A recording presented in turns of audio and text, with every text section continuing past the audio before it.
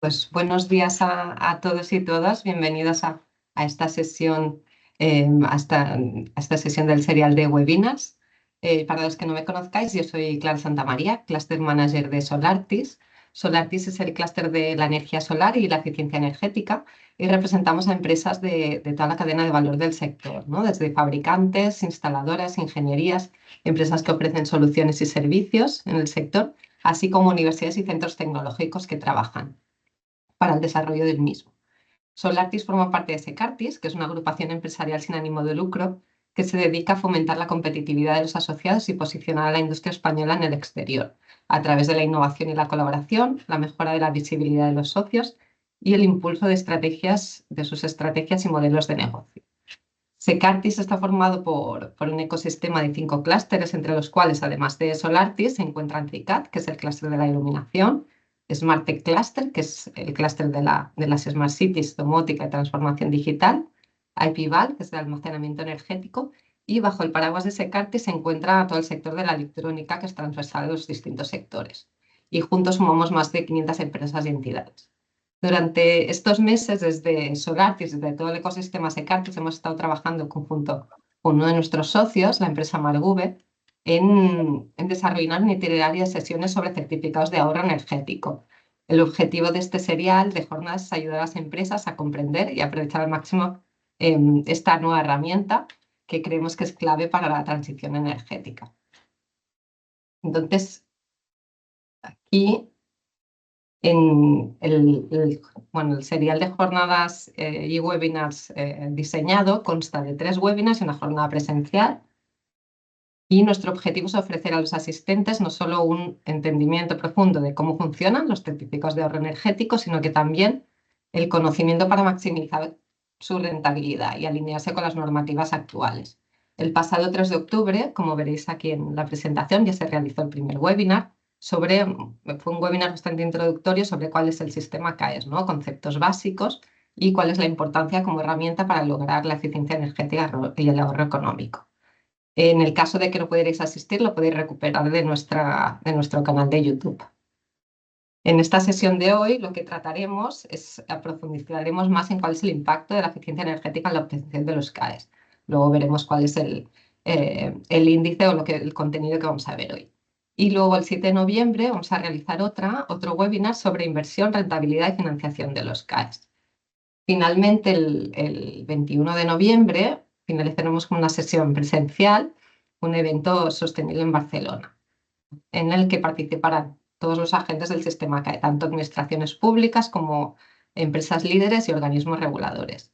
Durante este evento, además, también contaremos con un espacio de networking y la posibilidad de organización de reuniones con expertos, ¿no? para que podáis resolver vuestras dudas.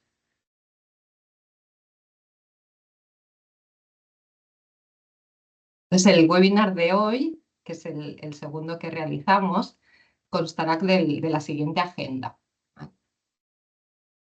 La bienvenida y presentación, medición del consumo energético, del impacto en el clima, cuál es un plan de reducción, ¿no? Pasos para disminuir los consumos, y luego entraremos en un caso específico que es el de la iluminación, ¿vale? Como medida eficiente.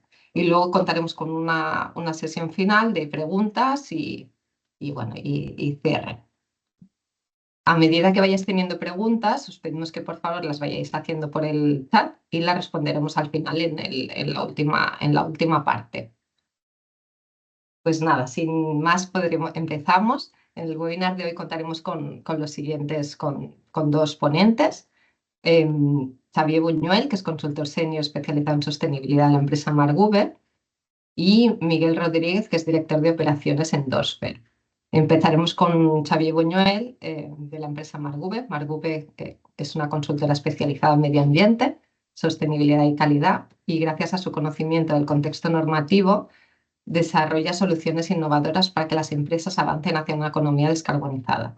Actualmente se encuentran en proceso de acreditación por ENAC para ser verificadores de CAES.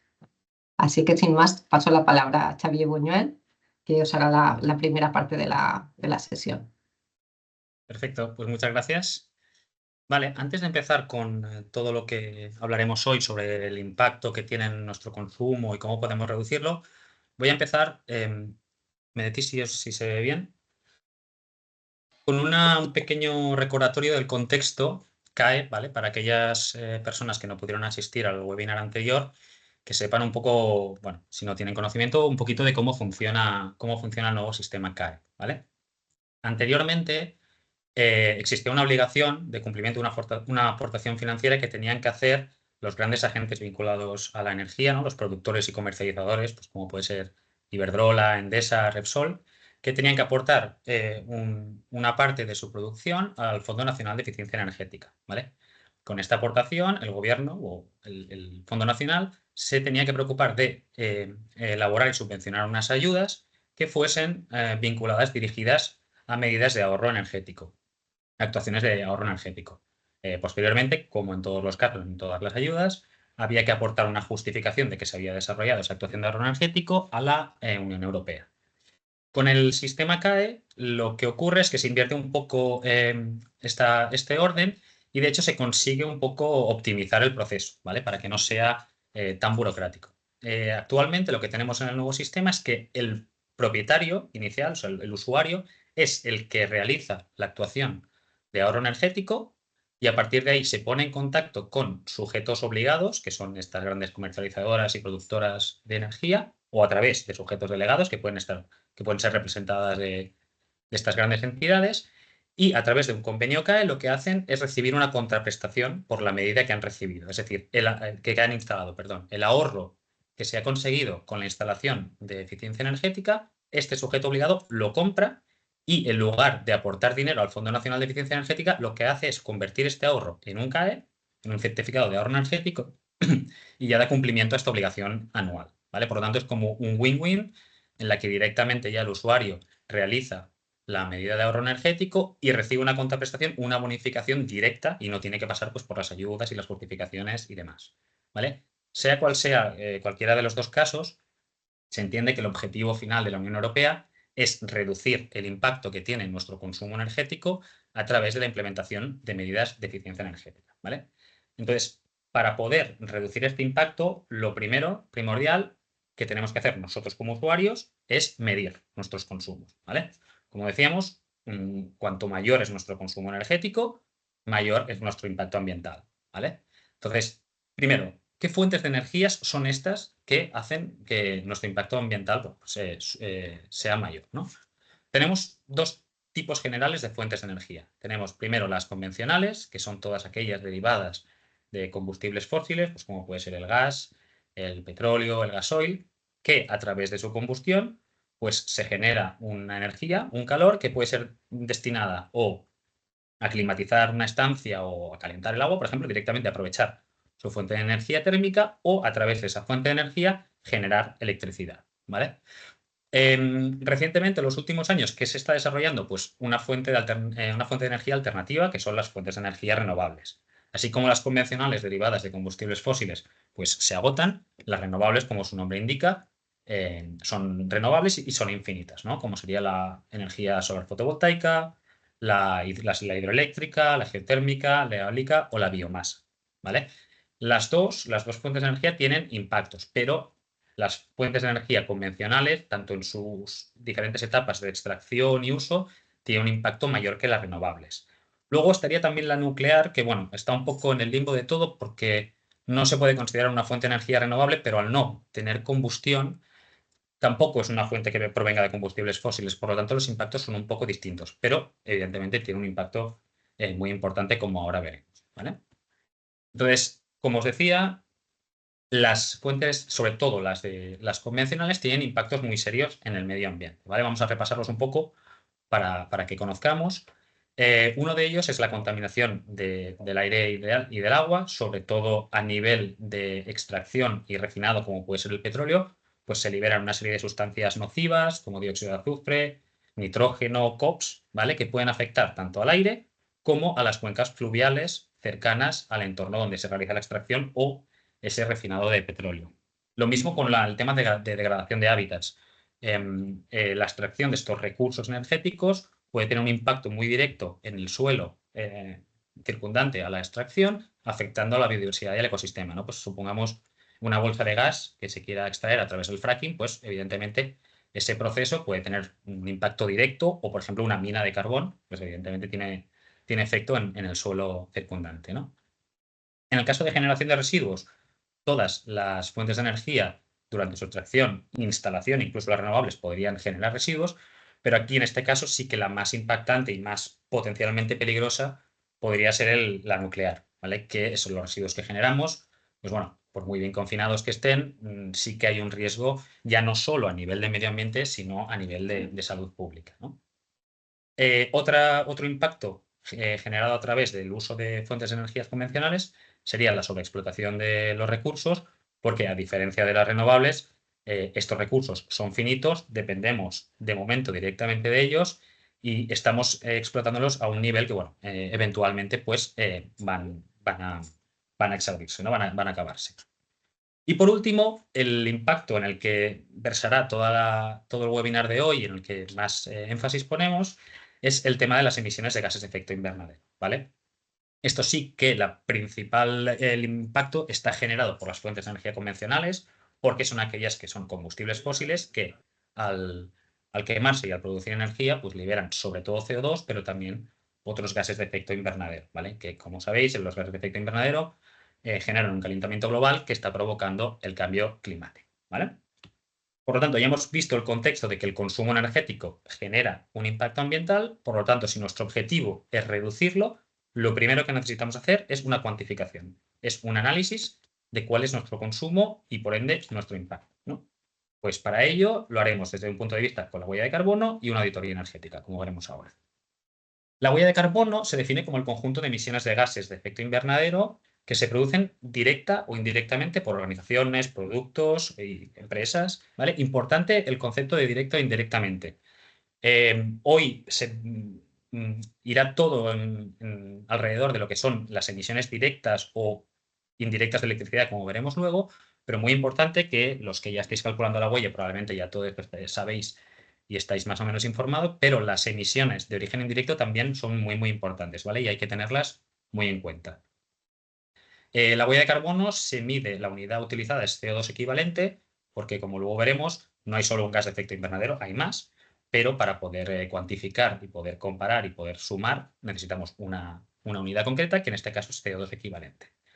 Otro punto importante sobre la huella de carbono que me gusta recalcar es que no solo sirve para medir las emisiones que generamos por nuestra actividad, sino también es una herramienta útil a nivel de comportamiento ambiental, ¿vale? Lo veremos en el plan de reducción, que muchas de las reducciones se pueden conseguir pues mejorando nuestro comportamiento, realizando mejores prácticas, ¿vale? Que ya no solo harán que generemos menos CO2, sino que minimizarán otros impactos que podemos tener en el medio ambiente con el desarrollo de nuestra actividad.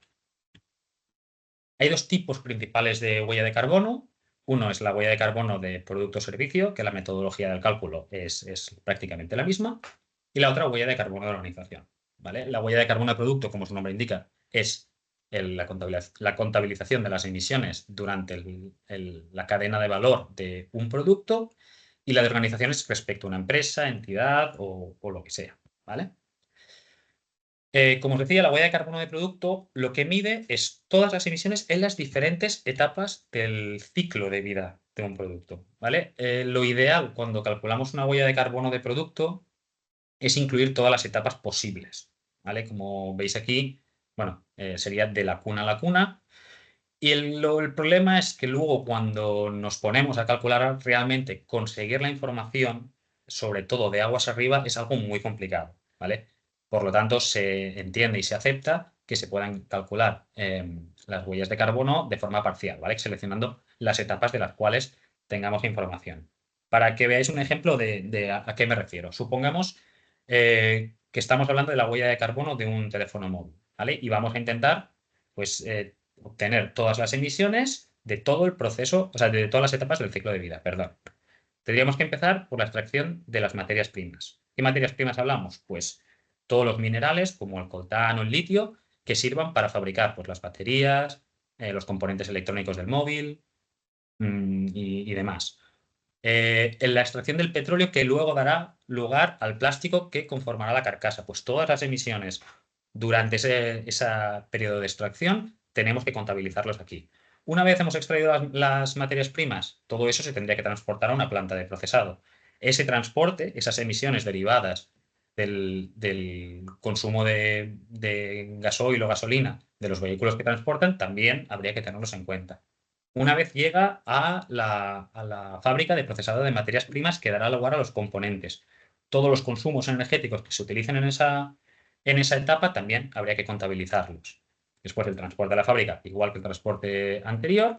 Y una vez llega a la fábrica donde se ensamblaría el teléfono móvil con los diferentes componentes, también habría que tener en cuenta todas las emisiones que están asociadas a ese proceso, incluso los residuos que se van generando también durante ese proceso de ensamblaje. Después tendríamos el transporte a clientes, es decir, la distribución aguas abajo. Y, no menos importante, tendríamos la fase de uso y tratamiento de fin de vida. Es decir, en esta fase de uso tendríamos que cuantificar todas las emisiones derivadas del uso de ese teléfono móvil. Por lo tanto, la empresa que está realizando este cálculo tendría que hacer una estimación de la vida útil de ese producto, 5 o 10 años, los que sean, y calcular los kilovatios hora de electricidad que se van a consumir a lo largo de su ciclo de vida para evaluar cuáles serán las emisiones derivadas del uso de ese teléfono móvil, ¿vale? Y en el caso del tratamiento de fin de vida, cuando ese móvil deje de utilizarse, se tendrán que estimar las emisiones de gestionar ese residuo como tal o por piezas separadas, por componentes o como sea, ¿vale?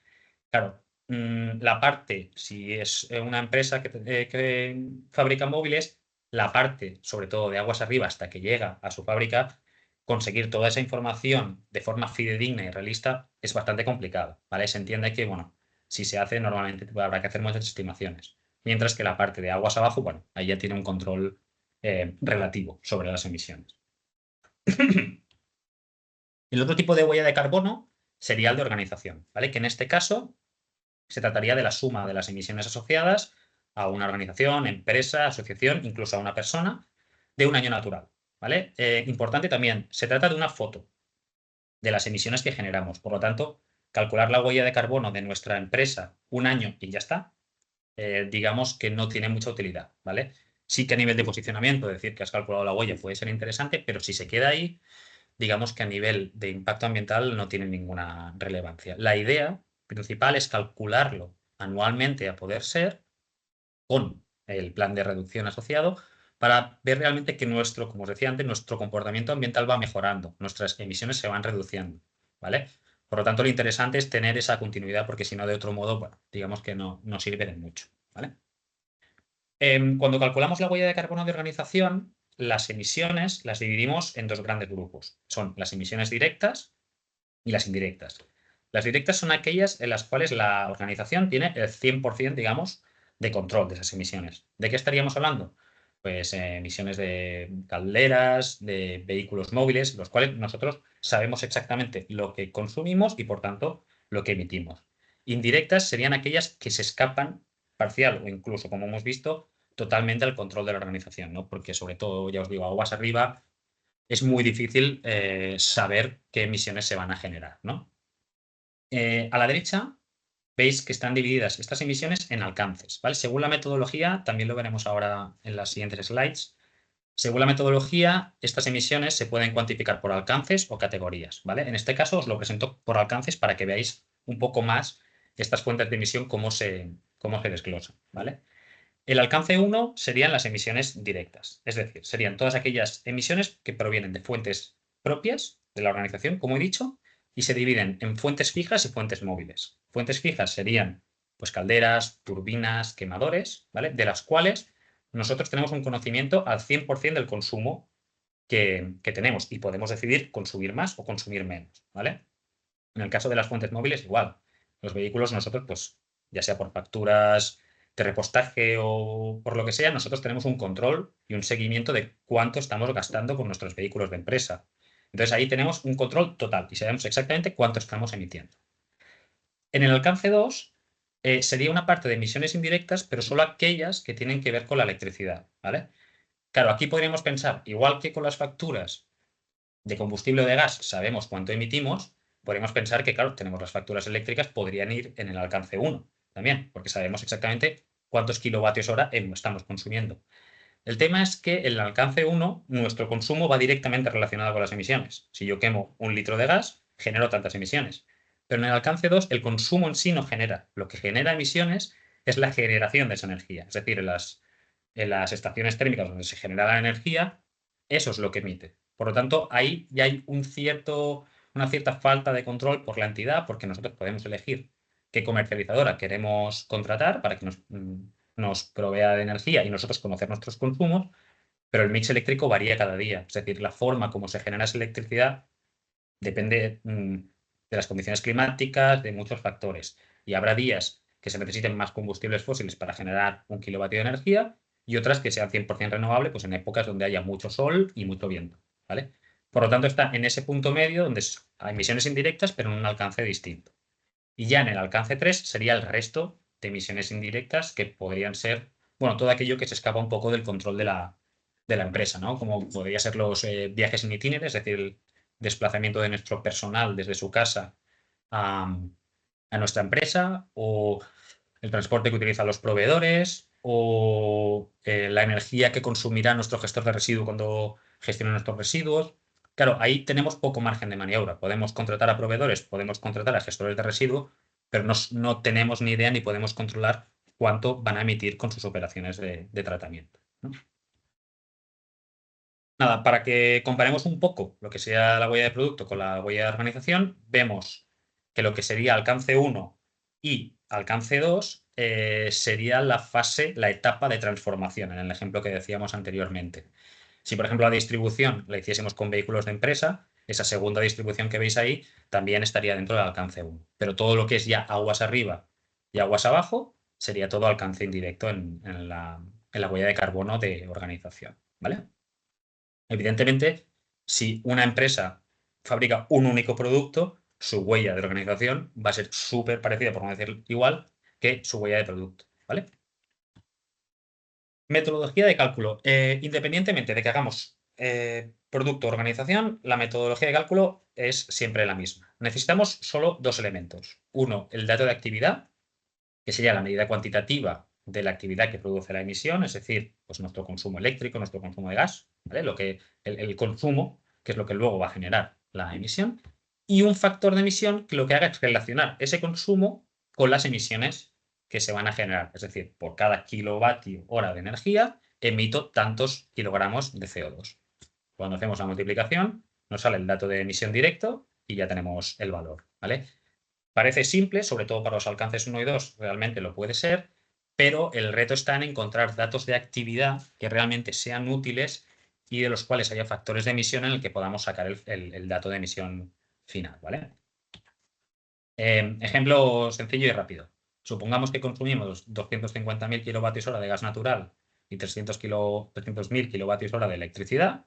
Ya tenemos cuáles son los datos de actividad, los consumos, y sabemos que por cada kilovatio de gas se emiten 0,2 kilogramos de CO2 y por cada kilovatio hora de electricidad 0,25. Para calcular las emisiones totales de mi empresa en estos alcances, multiplico cada consumo por su factor de emisión y nos da las toneladas. Las sumamos y listo. Se puede complicar un poco más en el caso de que queramos contabilizar otros gases de efecto invernadero, porque el CO2, como os decía, sí que es el más abundante, el que más nos vamos a encontrar, pero hay otros gases de efecto invernadero, ¿vale? Como podría ser el metano, el óxido nitroso o todos los hidrofluorocarburos, ¿vale? Que salen también de la climatización. Y cada uno de estos gases de efecto invernadero tienen un potencial de calentamiento global distinto, ¿vale? Digamos, si suponemos que un kilogramo de dióxido de carbono retiene una kilocaloría de calor, pues en el caso del metano y el nitroso, como veis en la tabla de abajo, su potencial de calentamiento global es bastante mayor, ¿vale? Es mucho más potente, pero a su vez está mucho menos presente en la atmósfera, eso también es cierto. Entonces, claro, si queremos tener en cuenta estos gases también, necesitamos pasarlo todo a la unidad que os decía al principio, que es CO2 equivalente, ¿vale? Entonces utilizaríamos esta tabla de aquí, que es el potencial calentamiento global de cada uno de los gases. Normalmente se utiliza el de 100 años, ¿vale? No es algo muy relevante, pero bueno, que lo sepáis. Y por lo tanto, tendríamos que multiplicar el dato de actividad por el factor de emisión y por el potencial de calentamiento global de cada uno de los gases que queramos incluir. Supongamos que hemos hecho el cálculo como el anterior y cuando miramos CO2 nos dan 23 toneladas, cuando miramos metano 4 y cuando miramos nitroso 0,2. Si queremos hacer el cálculo total, lo que tenemos que multiplicar es el CO2, el factor de emisión y la equivalencia es 1 porque es el potencial calentamiento global de referencia, luego el metano por 21 y luego el nitroso por 310. Y ahora sí ya podemos sumar y tenemos las emisiones totales de nuestra empresa, ¿vale? ¿Qué metodologías reconocidas tenemos? Para producto, la que se utiliza es la 14067, casi siempre, o sea, 100%, vaya. Y en cambio, para organización, hay distintas metodologías.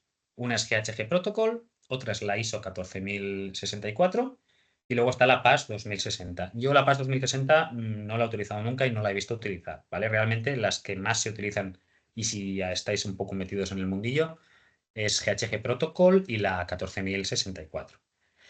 En realidad, la información que hay que aportar y el tipo de cálculo, las fuentes de emisión, al final es muy, muy parecido, por no decir lo mismo, ¿vale?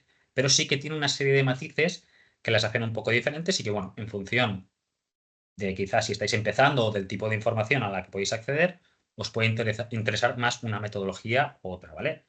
Aquí, por si os pasa la presentación, os muestro una tabla que preparé yo con algunas de las diferencias, pero sobre todo lo que me gustaría comentar, bueno, son las principales, ¿no? La primera es que la 14064, la ISO, tiene un mayor rigor técnico que GHG Protocol. Básicamente porque GHG Protocol es una guía no normativa, mientras que la ISO, como todas las ISOs, la 14001, la 50001, pues es un estándar internacional reconocido, pues que bueno, tiene sus requisitos, tiene su lenguaje y quizás es un poco más técnico, ¿vale? Entonces, bueno, hay que cumplimentarlo un poco con más cuidado.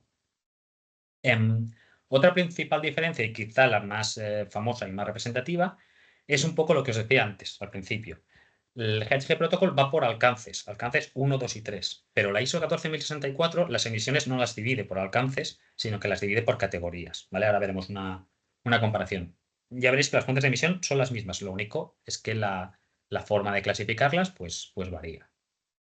Y otra diferencia importante es el contenido del informe final del inventario de gases de efecto invernadero, que bueno, puede tener unos requisitos un poco distintos, ¿vale? Como os comentaba, aquí vemos la diferencia de la clasificación de las diferentes fuentes de emisión entre GHG Protocol y la 14064, ¿vale? El alcance 1 del GHG es equivalente 100% a la categoría 1 de la ISO, ¿vale? Tenemos las emisiones directas, fijas y móviles, las emisiones y remociones de procesos industriales, no os lo había comentado, pero bueno, esto es porque se da en pocos casos, pero como podría ser en la fabricación del cemento, pues hay ciertas reacciones químicas que lo que hacen es liberar gases de efecto invernadero, pero bueno, esto suele aportar relativamente poco. Después tendríamos en cuenta las emisiones por gases refrigerantes de nuestro sistema de climatización y las de usos del suelo, que esto serían para empresas que trabajan bueno, pues, en construcción y demás, y agrícolas, ¿vale? El alcance 2 también equivale totalmente a la categoría 2, ¿vale? En este caso, GHG e ISO también coinciden. La diferencia principal viene en el alcance 3, que GHG te las junta todas y la ISO la separa en 3 categorías. Bueno, en realidad en 6, porque dan opción a la categoría 6 por si hay alguna fuente de emisión que no cabe en ninguna de estas. Pero bueno, son 3 oficiales, que sería la categoría 3, es todo lo que tiene que ver con transporte aguas arriba de los distribuidores, transporte aguas abajo en caso en que nosotros distribuyamos producto pero no lo hagamos con nuestros vehículos, viajes de negocio, transporte en itinere y demás. Luego, categoría 4 tendría que ver con los productos y servicios comprados, ¿vale? Pues como decíamos, la extracción si utilizamos metal, por la extracción y fabricación de ese metal, pues las emisiones derivadas de eso tendría que ir aquí. Yo qué sé, las actividades que hacen nuestros mantenedores de equipos, por ejemplo, cuando vienen, pues también habría que tenerlo aquí. Fungibles que compremos, todas estas cosas habría que ponerlas aquí también, ¿vale? Y la categoría 5 sería todo aquello que tiene que ver con los productos vendidos, que serían aquellas 2 etapas que hablábamos de uso de producto y fin de vida útil cuando miramos lo de huella de carbono de producto, ¿vale? Es decir, todo ese consumo eléctrico que va a haber por el uso de nuestro teléfono móvil que nosotros vendemos, pues iría en esta categoría, ¿vale? Entonces, para que veáis un poco un ejemplo de con nuestra calculadora cómo nos salen los resultados, pues mira, este es un caso en que una empresa, pues el 63% de sus emisiones venían de la categoría 1, en concreto de emisiones directas de combustión estacionaria, ¿vale? En este caso, el 63% del consumo era por su caldera de gas que utilizaban para aclimatar, calefactar todo el edificio, ¿vale? El 7% venía por el consumo eléctrico, luego un 20% derivado de todo lo que es transporte, sobre todo de clientes y visitantes, y finalmente un 11% derivado de la categoría de compra de productos y temas de proveedores, ¿vale? En este caso no vendían ningún producto, por lo tanto la categoría 5 no se incluía. Entonces, viendo estos resultados, por ejemplo, que es bastante representativo, vemos que un 70% de las emisiones están incluidas en las categorías 1 y 2, que tienen que ver muy directamente con las fuentes de energía que comentamos, ¿vale? Con el consumo energético, ya sea por fuentes combustibles fósiles, de fuentes fijas y fuentes móviles, o por la electricidad del alcance 2, ¿vale? Entonces, claro, si en este caso el objetivo, una vez calculada la huella, sería reducirla, vemos que para reducir esas emisiones de gas de efecto invernadero necesitamos reducir nuestro consumo energético. ¿Y eso cómo se hace? Pues a través de la eficiencia energética. La eficiencia energética al final es la optimización del uso de la energía para desarrollar una actividad concreta, ¿vale? El objetivo claro es maximizar el rendimiento, es decir, mantener la producción que tenemos con un menor consumo energético. O de otra manera, podría ser aumentar la producción manteniendo nuestro consumo energético, ¿vale? Este es el propósito principal de la eficiencia energética. ¿Cómo lo hacemos esto? ¿Cómo lo podemos conseguir? Pues a través de la implementación de medidas de eficiencia energética. Estas medidas pueden ser tecnológicas, como podría ser pues sustituir equipos que a lo mejor están obsoletos o que tienen fallos o la razón que sea, por equipos que sean más eficientes, más nuevos. También se puede hacer a través de políticas, no sé, adherirse a políticas de tecnologías verdes, ¿no? Esta empresa, pues solo se van a consumir energías que provengan de origen renovable o que las máquinas que compremos van a tener que tener todas un certificado tal, ¿vale? O finalmente también se puede hacer por buenas prácticas. Es decir, podemos hacer talleres formativos en los que nuestros trabajadores aprendan a utilizar la maquinaria de una forma más eficiente. O talleres de concienciación en los cuales pues, se explique que las luces de una estancia se tienen que apagar cuando la sala se quede vacía, que los equipos se tienen que desconectar cuando no se estén utilizando, ¿vale? Y la forma más óptima sería realizar una auditoría energética, ¿vale? Una auditoría energética por una persona, por un técnico especializado, que es el que va a saber exactamente en función de tus consumos cuáles son las medidas que más se van a adaptar a tu actividad, ¿vale? Una auditoría energética es un proceso detallado de evaluación y análisis del consumo de un sistema, ¿vale? O de una instalación. Aquí el objetivo de la persona que realiza esta auditoría energética o de la empresa va a ser detectar una serie de ineficiencias en nuestra actividad vinculadas con el consumo energético siempre y proponer una serie de oportunidades de mejora para mejorar esa eficiencia, ¿vale? ¿Cuáles son los pasos normalmente que se siguen dentro de una auditoría energética? Primero de todo es elaborar un inventario de puntos de consumo, ¿vale? Es detectar los puntos de consumo energético que tenemos pues, en nuestra empresa. Una vez detectado, lo que hay que hacer es medir esos consumos, ¿vale? Esa medición de consumos puede hacerse mediante analizadores, quizá en la maquinaria o en los cuadros donde sepamos que son más representativos, pero muchas veces si no hay esta posibilidad, pues a través de facturas eléctricas, un inventario de equipos con sus características y sus potencias y una estimación de horas de consumo, pues bueno, también se puede conseguir esa medición necesaria para hacer el estudio, ¿vale? Una vez tenemos ya la medición hecha, lo que hay que hacer es determinar una línea base, ¿vale? Determinar un consumo base a partir del cual en futuras auditorías, pues bueno, la idea es mejorarlo, ¿vale? Porque igual que la huella de carbono es emitir menos, la auditoría lo que busca, la idea es proponer una serie de medidas que permitan que cada vez se utilice menos consumo energético, ¿vale? Una vez determinada la línea base, pasaríamos a la parte de oportunidades, ¿vale? Se detectarían oportunidades de mejora y ahorro energético. Y finalmente, con estas oportunidades, se desarrollaría un plan de actuación energética en el que se clasificarían pues, las diferentes medidas, se especificaría cuál es el ahorro asociado, se calendarizaría cuándo se podrían aplicar esas medidas y demás, ¿vale? Entonces, igual que antes os enseñaba un poco los resultados de cómo podía ser un cálculo de huella, así a grandes rasgos, pues lo que saldría de una auditoría energética, ¿no? Pues por ejemplo, los consumos y las potencias las dividiríamos en familias. Pues en climatización, circuito de calor, fuerza, iluminación, ¿vale? Y determinaríamos pues cuáles son los consumos por cada una.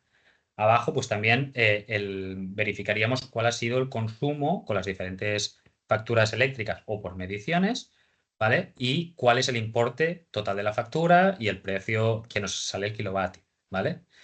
Después, con esta información ya tendríamos para elaborar una línea base, que es lo que veis a la derecha, ¿vale? En este caso es una línea base vinculada al consumo de clima y veis en el 2018 pues, cuál fue el resultado y en 2020 cómo se ha conseguido reducir en algunos meses ese consumo de climatización, ¿vale? Que al final pues, es el objetivo de todo esto.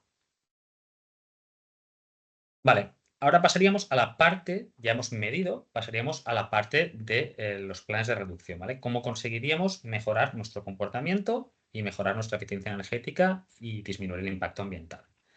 Tenemos que ya hemos evaluado el consumo energético y el impacto, hemos hecho el análisis y ahora lo que hay que desarrollar es lo que se llaman MAEs, medidas de ahorro energético, ¿vale? Que es lo que va a permitir esa reducción final en el impacto ambiental.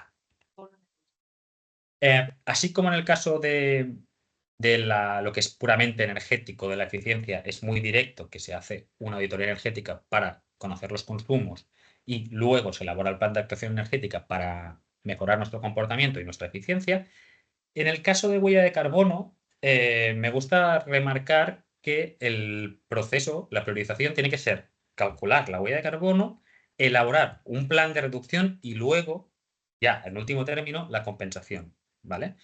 Lo digo porque no pasa nada por compensar, de hecho, no está mal compensar la huella de carbono sin haber hecho un plan de reducción y sin haber evaluado en diferentes años cuál ha sido la reducción y si ha funcionado ese plan, pero no todo vale con compensarlo. Es decir, si todo el mundo calculase su huella de carbono y directamente compensase sin elaborar un plan de reducción y sin mejorar su eficiencia, no habría terreno para compensar todas las emisiones que generamos, ¿vale? Por lo tanto, el plan de reducción es vital, tiene que ser prioritario antes que la compensación, ¿vale? Que se puede compensar, paralelamente, pero muy importante hacer el plan de reducción e intentar llevarlo a cabo en los plazos y en los términos marcados, ¿vale? Y por un lado, pues entonces el objetivo de estos planes, en uno es la neutralidad climática y en el otro, pues conseguir la eficiencia energética. Cuando hablamos de huella de carbono, un plan de reducción es una determinación de medidas que estén vinculadas sobre todo a la actividad y a los resultados de la huella de carbono, ¿vale? Siempre hay que intentar fomentar las medidas respecto a las categorías y a las fuentes de emisión que han salido más significativas en nuestro cálculo, que a veces no se puede, pero si no, no tiene mucho sentido que si hay fuentes de emisión que han salido muy poco representativas, que focalicemos ahí nuestro esfuerzo. La verdad no tiene mucho sentido, ¿vale? Importante, las medidas de reducción tienen que ser específicas y cuantificables. No vale con decir que voy a consumir menos energía en general. Eso no tiene sentido, ¿vale? No tiene fundamento. La idea es que sea muy específica, o sea, que se determine exactamente cuál va a ser la medida que se va a tomar y que se cuantifique. Al cuantificar ese potencial ahorro, podemos hacer una hipótesis de reducción de huella de carbono, ¿vale? Es muy, muy importante.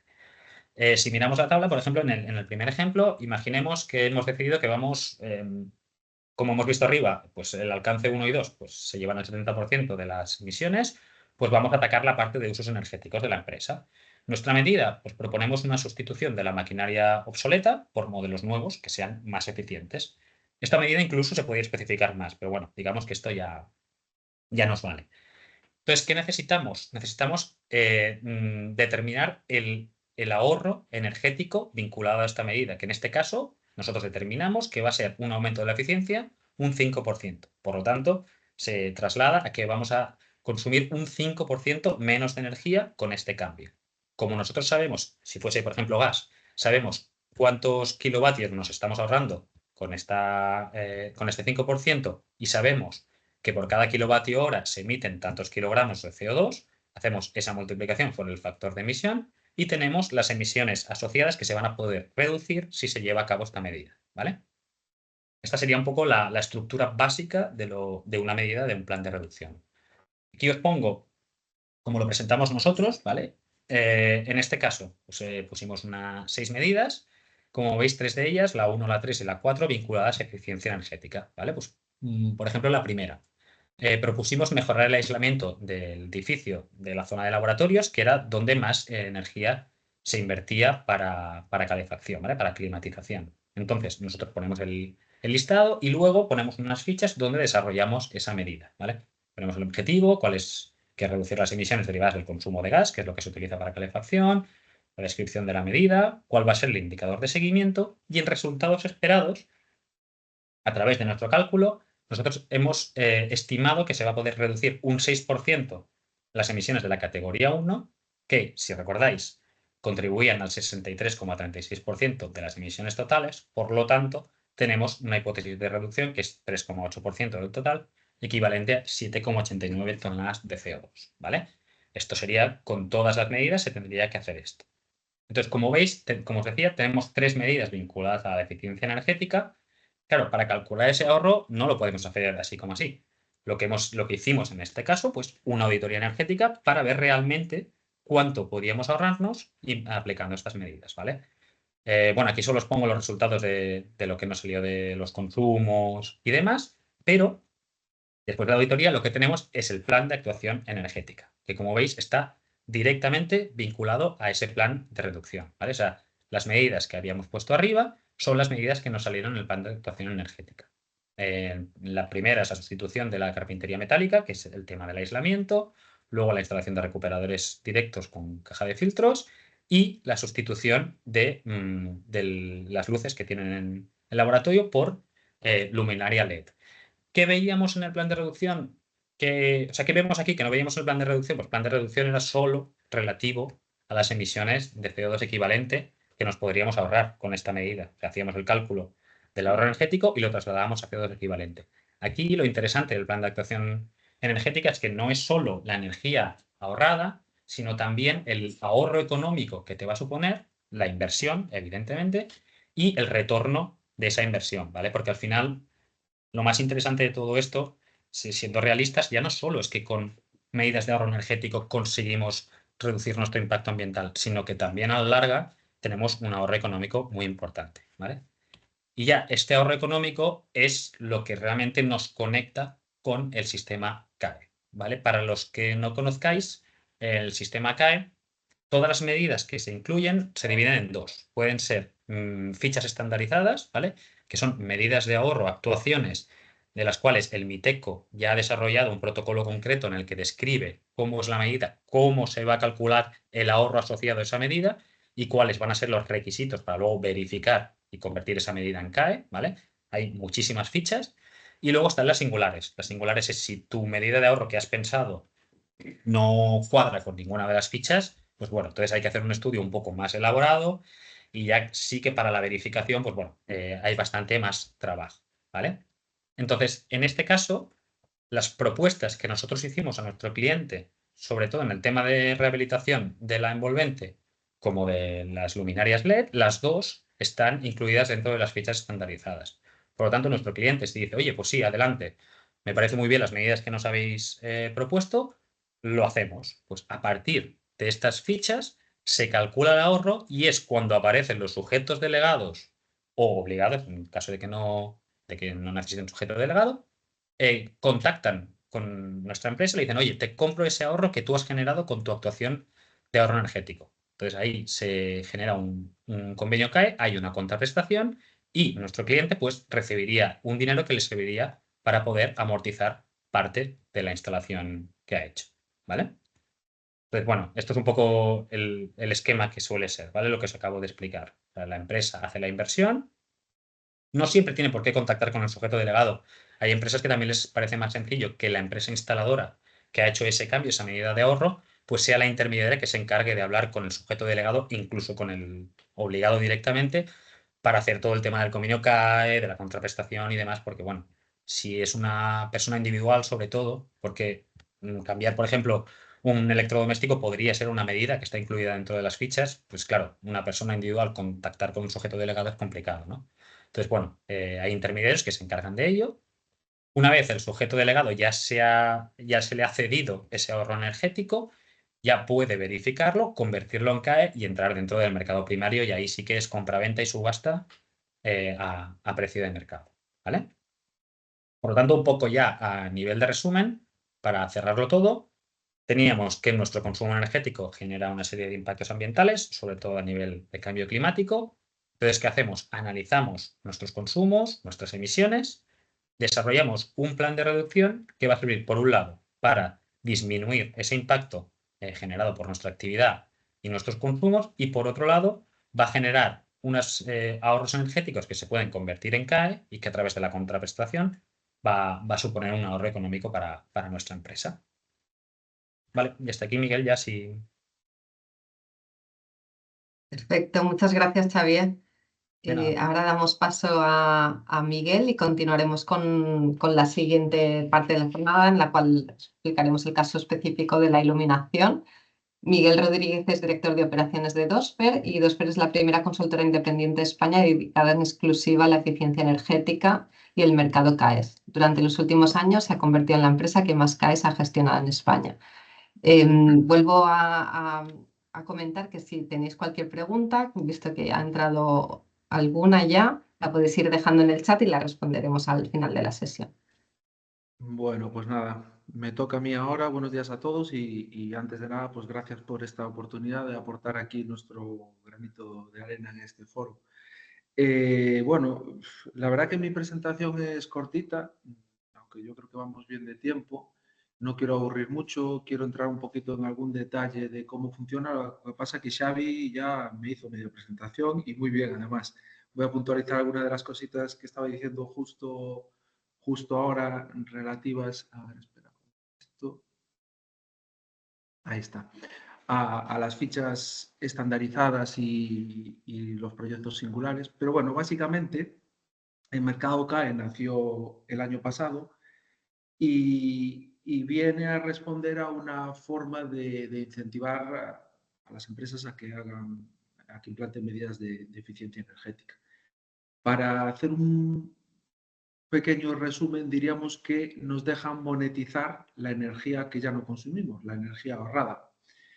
Y esto diríamos que es, si tú haces una inversión por alguna medida que ya te toca hacer, porque se te estropeó una máquina o porque decidiste cambiar una tecnología por otra más eficiente, si antes consumías un volumen de energía, vamos a decir 10, y ahora consumes con ese cambio y esa inversión 8, pues esos 2 que dejas de consumir ahora los puedes vender.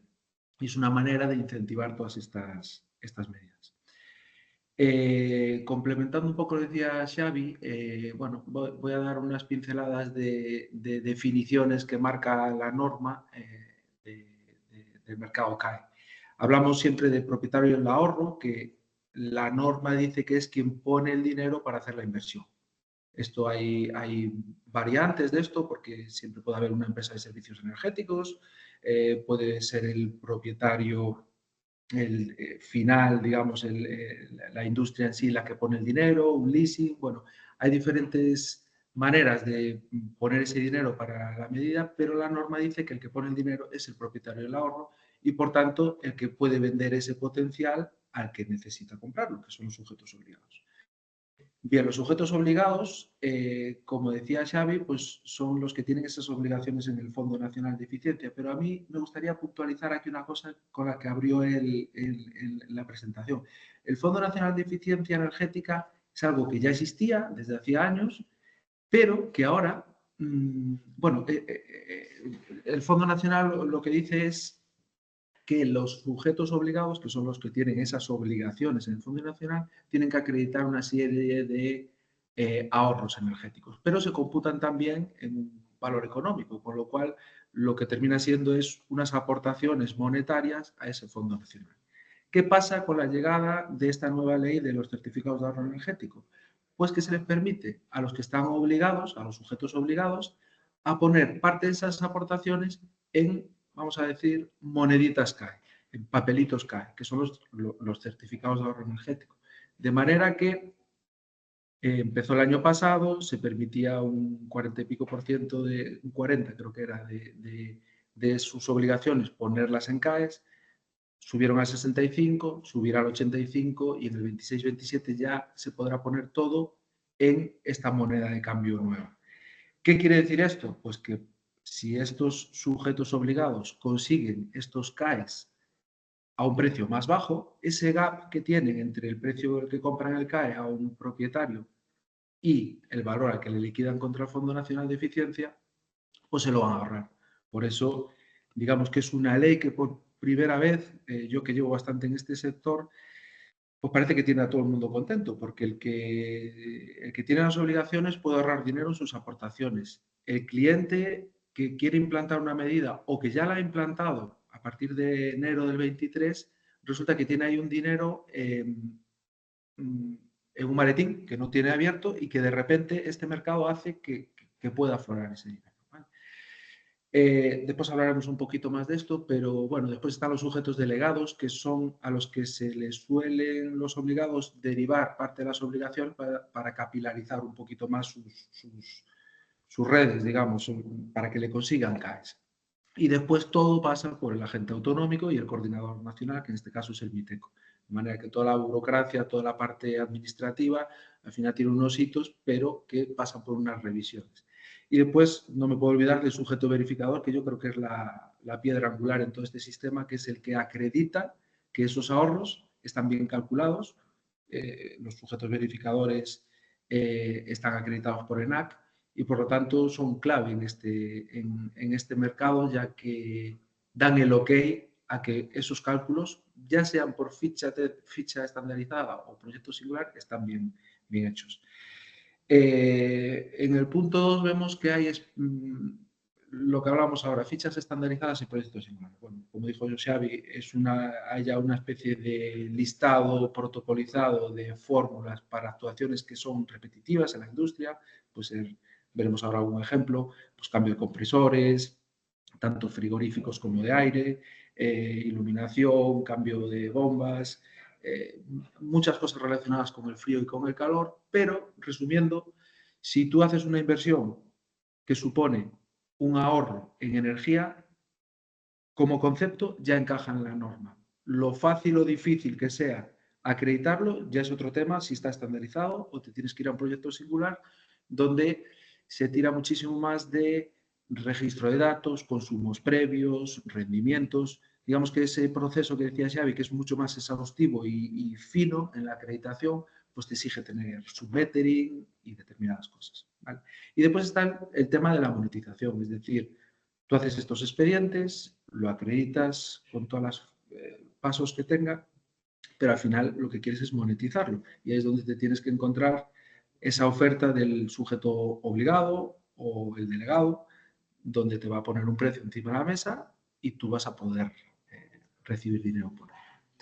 Vale, vamos a hacer un pequeño resumen de lo que es una ficha estandarizada, que ya la definimos 3 veces, lo que va de mañana. Entonces, si veis ahí a la izquierda, veis un trocito, un pantallazo del BOE, donde, bueno, pues hay incluso fichas relacionadas con sistemas de recuperación de calor para el enfriamiento de la leche, en el sector agropeo. Hay sector industrial, terciario, hay transporte, hay fichas relativas a cambios de ruedas en vehículos, pasar a vehículo eléctrico, muchísimas fichas. ¿Vale? Las fichas, como veis en este segundo pantallazo, tienen un ámbito de aplicación, un nombre y unos requisitos, ¿no? En general. Que estén estandarizadas tampoco quiere decir que a veces sea fácil usarlas.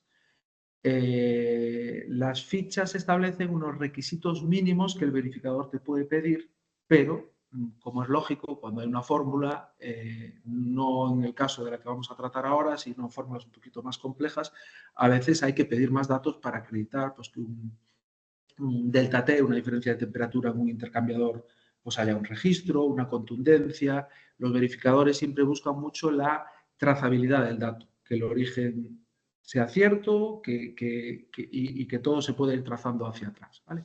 para poderlo acreditar.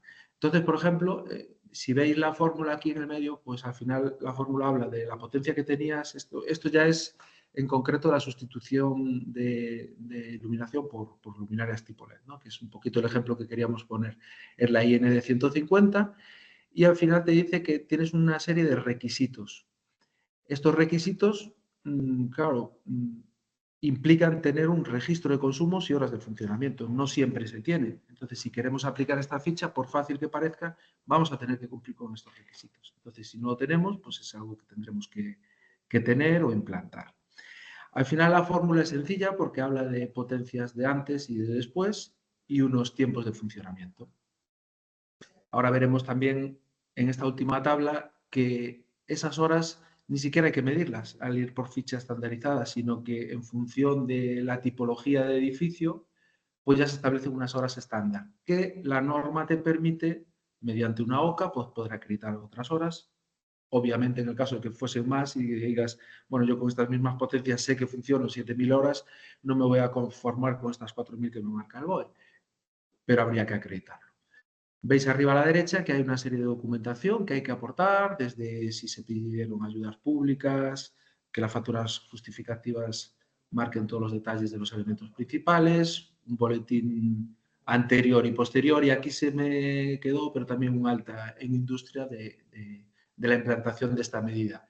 Cosa que, por otra parte, nos encontramos habitualmente, pues que, bueno, yo para cambiar 50 LEDs, pues esto pues no lo tengo acreditado. Bueno, pues habrá que acreditarlo en industria porque te lo pide. Si lo quieres vender y monetizar, vas a tener que registrarlo. Vamos a ver un pequeño cálculo digamos, de esta ficha para que nos hagamos una idea del orden de magnitud, ¿no?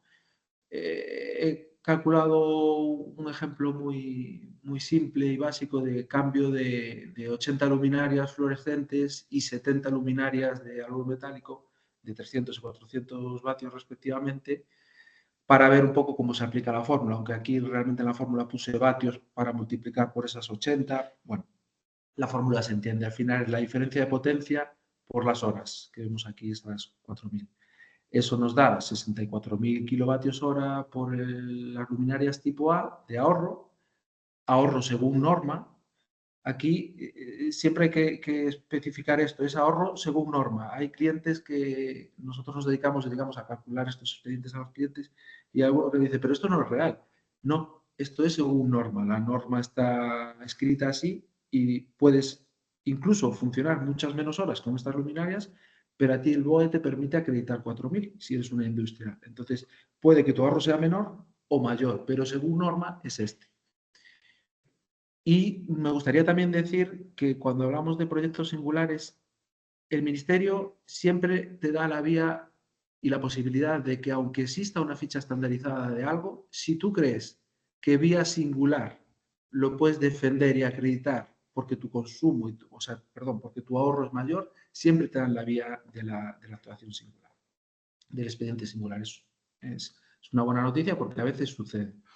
Vale, volviendo al ejemplo, teníamos 64 megavatios hora ahorrados por el cambio de las tipo A, 84 megavatios hora por las tipo B, con lo cual podemos acreditar según estas fichas, si tenemos todo bien empapelado documentalmente, que nos ahorramos 148.000 kilovatios hora, o lo que es lo mismo 148 megavatios hora, según esta ficha.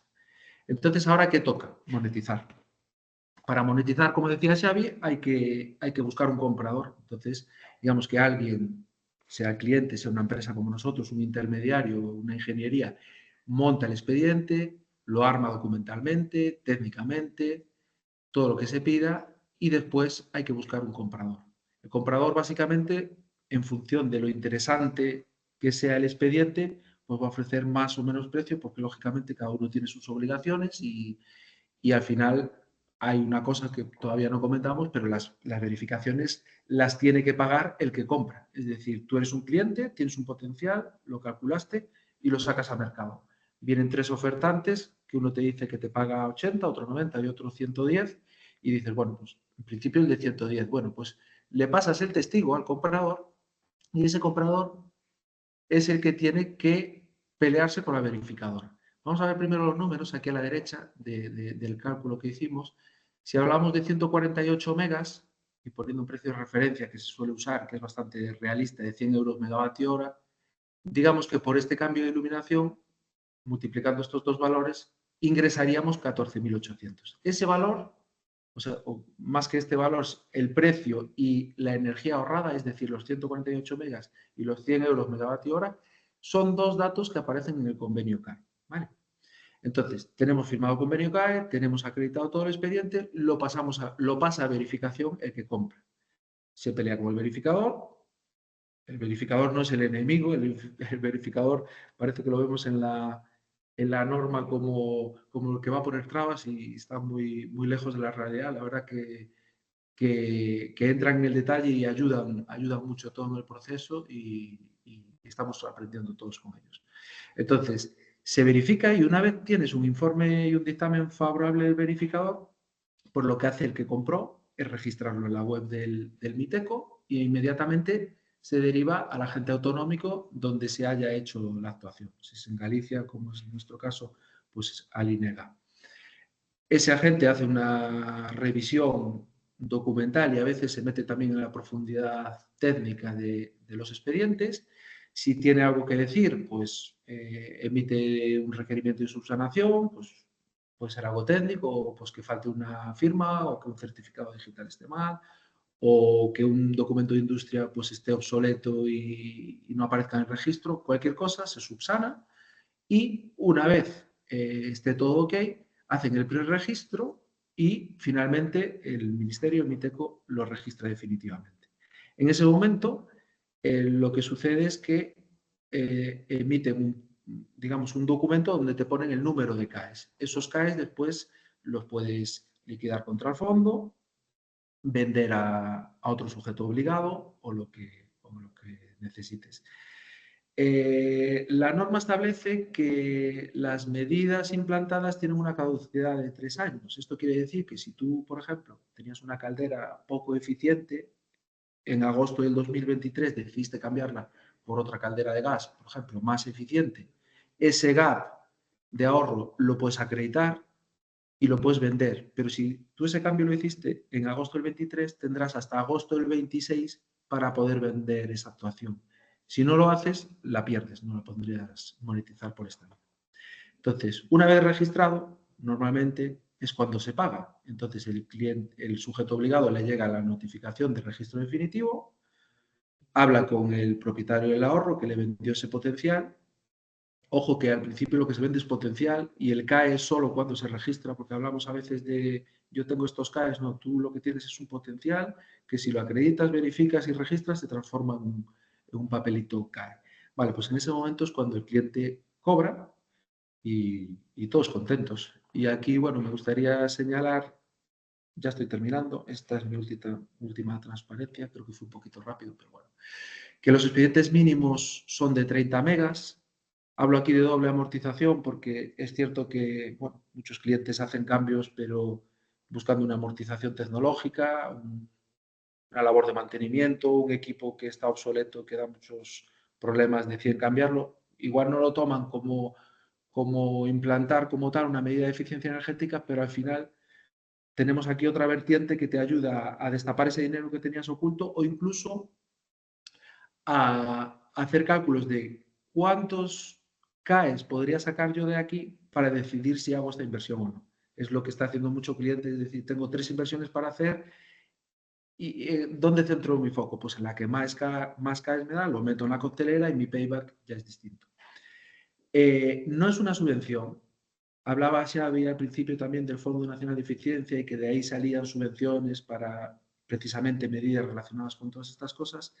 Nos estamos encontrando con que el hecho de que exista el mercado CAE no desplaza estas ayudas. Es decir, son incompatibles con todas las ayudas que beban del Fondo Nacional de Eficiencia. Pero tú puedes decidir ir a una cosa o a la otra. Ejemplo, tenemos un cliente, por ejemplo, que solicitó unas ayudas y se las concedieron. Pero sí serían incompatibles con los CAEs. Pero por esas ayudas reciben 150.000 euros. Resulta que al calcular los CAEs, y buscar un comprador, reciben en CAES 600.000 euros. ¿Qué hace el cliente? Rechaza y devuelve la ayuda y se queda con los CAES. Esto está pasando. Y otra cosa importante que me gustaría comentar es que no está ligado a una inversión. Esto puede ser un poco sensacionalista, pero esto quiere decir, llevándolo un poco al límite, que tú puedes invertir 50.000 euros en una medida y, por cómo está la norma, al hacer los cálculos, inviertes 5.000 y recibes 50.000 en CAES. Esto pasa, está pasando, es así, es realista. Y de vez en cuando, por cómo son las fórmulas, por cómo son, digamos, las inversiones en sí, sucede. No hay un tope, no está topado, como puede ser una ayuda que a veces te dicen, como mucho el 80% del coste elegible. No, aquí no hay una relación directa. Y es compatible con muchas otras ayudas, es decir, con todas las que no vengan del Fondo Nacional de Eficiencia Energética, por lo cual, repetimos, puedes tener una ayuda concedida y cobrada para un cambio de caldera y de repente recibir dinero vía CAES que complementa esos ingresos para esa inversión. Y por último, también me gustaría decir que esto es algo que tiene bueno esta norma, es que el silencio administrativo es estimatorio. Es decir, tú calculas tu expediente, lo registras en el Miteco, si nadie te contesta en 15 días para una ficha estandarizada, tienes el CAE por silencio administrativo. No es algo que digas, es que lo registro y a ver si como las ayudas se resuelven dentro de 1 año y medio. No, en 15 días el silencio es estimatorio. Y esto no es un tema bastante relevante, porque tampoco es lo habitual. Bueno, pues hasta aquí mi presentación. Creo que corrí un poquito, pero bueno, así. Muchas gracias, Miguel. No, Nada, no, perfecto. a Bueno, así vosotros. tenemos espacio también para resolver algunas dudas, que tenemos bastantes preguntas en el chat. Así que, bueno, vamos a ir leyendo, voy a ir leyendo las preguntas por orden de llegada. Si os parece, algunas que son así más largas, pues si las queréis hacer de viva voz, perfecto, que quizás será más sencillo. A ver, la primera que tenemos es de Sergio Daniel Cepeda, que pregunta si los entes públicos pueden certificar ahorros energéticos. Por ejemplo, un ayuntamiento que cambia la iluminación de la calle. Miguel, sigues, pero en principio sí, ¿no? O sea, no hay... Estás muteado, creo. No hay Perdón, ningún sí, problema. sí pueden los organismos públicos, está confirmado por el Miteco. Mm. Igual la norma no lo especifica claramente, pero directamente en muchos foros en los que hemos estado con el Miteco, ellos no se oponen en absoluto a esto. Sería un poco raro que el que tiene que dar ejemplo con esto no lo pueda aplicar, sería un poquito, aunque no esté especificado en concreto, pero sí, sí puede. Perfecto. La siguiente pregunta es de Elena Ruiz y pregunta si la metodología de cálculo del ahorro propuesta por empresa instaladora es validada por el verificador o, por el contrario, solo es válida la propuesta por la ficha estandarizada, que en general es más conservadora. Pues contesto yo, si queréis.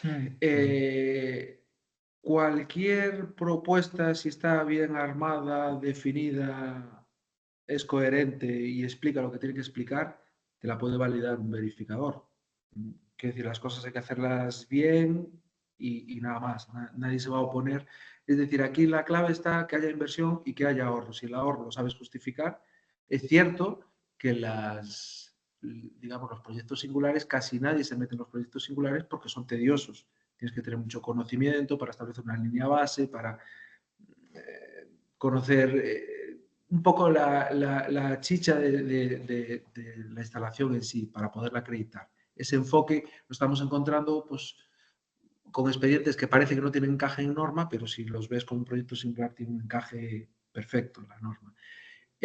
Lo segundo que preguntaba, perdona, era...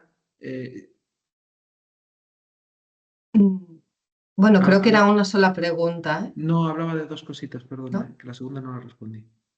No, creo que Elena, Cualquier no sé si fórmula... estás... que si era menos conservadora, más conservadora. No, ahí le diría que no tiene por qué ser más conservadora la ficha estandarizada. Parece que como concepto sí lo es, pero depende muchísimo de qué ficha sea y del uso que tú hagas de esa instalación es muy, muy variable ese concepto. No tomaría una ficha estandarizada como más conservadora. A veces es justo lo contrario. Muy bien. Luego la siguiente pregunta de Federico Álvarez pregunta si en el caso del alumbrado público, ¿cómo se considera? Y luego hace una siguiente pregunta, que es cómo se considera la telegestión a efectos de la reducción de consumo, ya que no aparece en la ficha estándar. Esa última, pues habría que ir por singular y pelearla. No tengo el caso concreto. La telegestión, pero ¿telegestión de qué? Bueno, así en general, telegestión. No sé si está aquí Federico. Sí, la pregunta es la telegestión que permite reducir en determinados tramos de la noche el flujo lumínico y la potencia. Es decir, se cambia por una potencia de luminaria menor a la instalada, pero aparte hace que vaya mejor en determinadas horas al 50%. Ujú. Parece que si hay una inversión y puedes acreditar que eso funciona así, con un registro de datos del antes y del después de instalar eso, a priori debería de entrar en norma. Habría que estudiarlo y sobre todo, pues quizás hacer una consulta, un verificador, ese tipo de cosas que se deben de hacer, ¿no? Para asegurar un poco el éxito también de decir, oye, ¿estamos enfocando bien esto o no? Pero a priori, inversión, ahorro, acreditar el ahorro de una manera lógica y con datos, no. Yo hacía esto y, por ejemplo, alguno te pregunta, claro, es que yo ahora cambié los turnos de trabajo y no, si no hay una inversión y simplemente es que tú aplicas tu pillería para que esto lo apago, le doy al botón, no. O sea, tiene que ser algo que invirtiendo suponga un ahorro y lo puedas acreditar.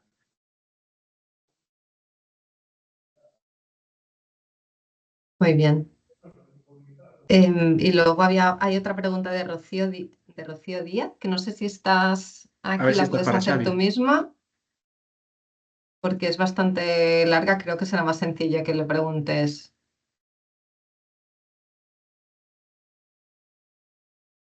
No sé si está disponible. Bueno, la leo. De que una duda sobre la aplicación de la Directiva de la Unión Europea 2023-1791, en la que se indica que el ahorro de energía derivado de las medidas de actuación que se apliquen a partir del 1 de enero de 2024, relativas al uso de la combustión directa de combustibles fósiles en productos, equipos, sistemas de transporte, vehículos, edificios u obras, no se contabilizará a efectos del cumplimiento de la obligación de ahorro de energía. Desde el Ministerio nos indicaron que aplicaba a los CAEs. Entonces, ningún proyecto cuyo ahorro sea de combustible fósil no tiene encaje en los CAEs. Falso. Falso por un motivo muy claro. Si te vas a la ficha, no sé si es la 090 o la 110, de hecho, incluso la busco. Hay una de gas modulantes, ¿no? Por eso Sí. hay cambio de caldera de gas Sí. o quemador de gas. Es un combustible fósil. Es decir, hay hasta una ficha estandarizada de un combustible fósil que está puesta en la norma, con lo cual, bueno, pues no estoy hablando en general, pero estoy hablando de que la norma ya hace una posible excepción.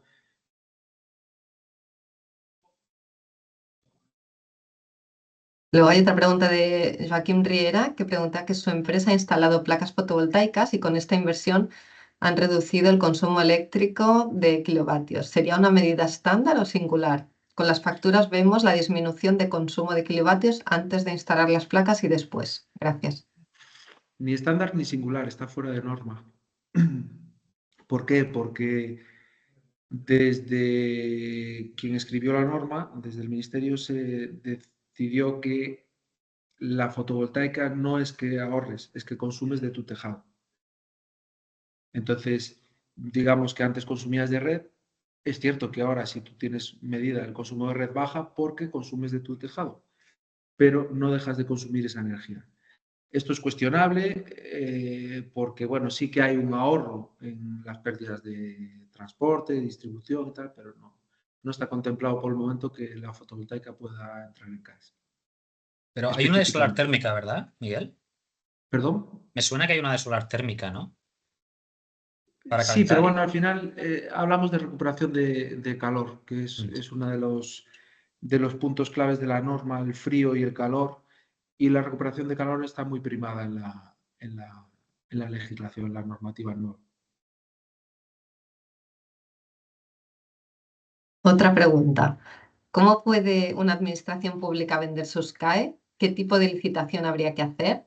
Gracias. Xavi, responde tú a esta. La verdad No es lo que sé.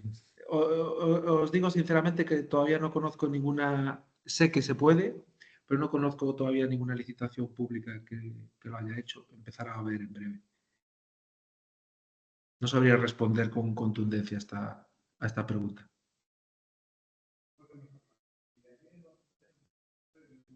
Seguimos entonces.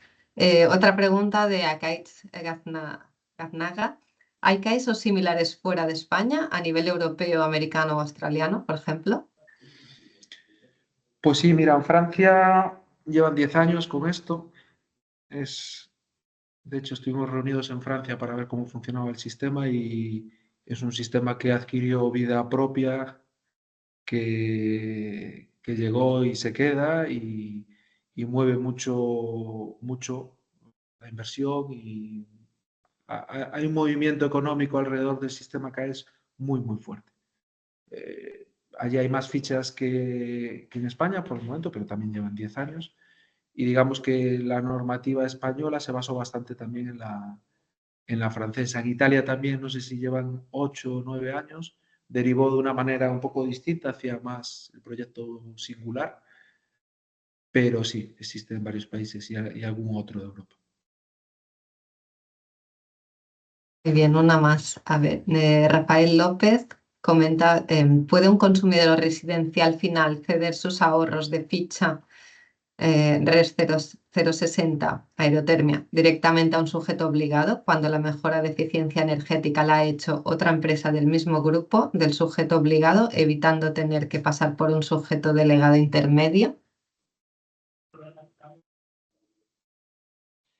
Cuando la instalación la ha hecho, perdón. Cuando la mejora de eficiencia energética la ha hecho otra empresa del mismo grupo del sujeto obligado.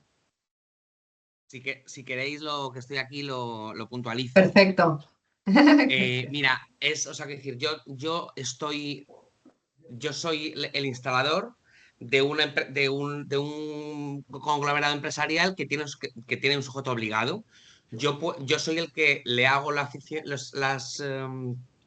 medidas de eficiencia energética a un consumidor residencial. Ese consumidor residencial me puede dar a mí pues cederlos por un modelo de compraventa o con lo que sea, ceder esos ahorros energéticos. Y yo esos ahorros energéticos se los quiero dar al sujeto obligado de mi grupo empresarial. ¿Puedo saltarme un paso y que directamente pudiera el cliente ceder esos al sujeto obligado? Sí. ¿Quién pone el dinero para la inversión? La pone el instalador. Entonces el cliente no tiene nada que ver con estos CAEs. No es propietario del ahorro. El que pone el dinero para la inversión es el que puede mercadear con ese ahorro. Entonces, el propietario del ahorro es esa empresa de servicios energéticos y se lo tiene que vender a un sujeto delegado o obligado, al que sea. Con el que firme el convenio CAE es el propietario. Ok. O sea, Es que el cierto cliente que final no tiene nada que ver con sus ahorros. la Vale. norma, de alguna manera, si se lee en detalle, habla de que de alguna manera tiene que repercutir el ahorro en el usuario final. Es hilar fino con esto, pero la norma lo dice. Es decir, el usuario final, con la norma a la mano, podría, si se entera de que esa empresa de servicios energéticos, por algo que hizo en su instalación, en tu casa, por ejemplo, vendió esos CAEs y no te repercutió nada, estaría incumpliendo la norma estrictamente. Perdón, es que no lo he dicho mal. No es, o sea, la inversión no la está haciendo, no la está haciendo como empresa de servicios energéticos. Realmente le está haciendo un servicio de PC al cliente y el cliente final es el usuario final el que está sacando el dinero de su bolsillo, ¿eh? Ah, vale, entonces es del propietario, te lo puedo ceder a ti con un documento privado o directamente, que era la pregunta, al sujeto obligado, al que quiera. No tiene por qué ser su comercializadora, ni siquiera al que sea, Vale. con un Ok, convenio que hay. vale. Bien, vamos a por otra más, si nos queda alguna, a ver si nos da tiempo a responderlas todas y si no las responderemos después por email. Antonio Preto pregunta, ¿un sujeto obligado que tenga o quiera hacer uso del pago de su obligación por 60 megavatios y dispone de un CAE de, por ejemplo, 100 megavatios, con los 40 restantes los puede usar para otro año? Sí, el CAE como tal, si ves un documento emitido por el MITECO, pone una validez y una expiración. Es decir, tiene caducidad. Si tú tienes 100 y gastaste 60, pues esos 40 los puedes liquidar para el año que viene, vendérselos a otro sujeto obligado o básicamente son las dos opciones, o dejarlos caducar, pero bueno, sería un poco absurdo. Sí, una vez los tienes, son divisibles, digamos. Y tú puedes vender la mitad, liquidar la otra mitad, esperar hasta el año que viene no liquidar nada. Sí. Dentro de su periodo de vigencia, que son los mismos 3 años desde que se finaliza la actuación. Muy bien. Akaitz pregunta, habéis hablado de cambio de aires acondicionados, pero la inversión también puede darse en un sistema de control de la climatización que automatizando funcionamientos consigue optimizar el consumo, midiendo el antes de la implantación y el después. ¿Sería válido? Habría que estudiarlo en concreto, podría tener encaje, sí.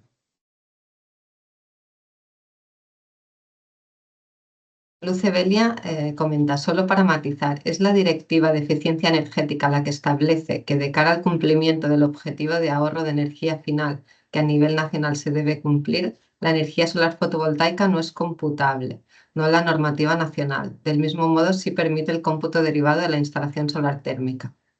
Es un comentario.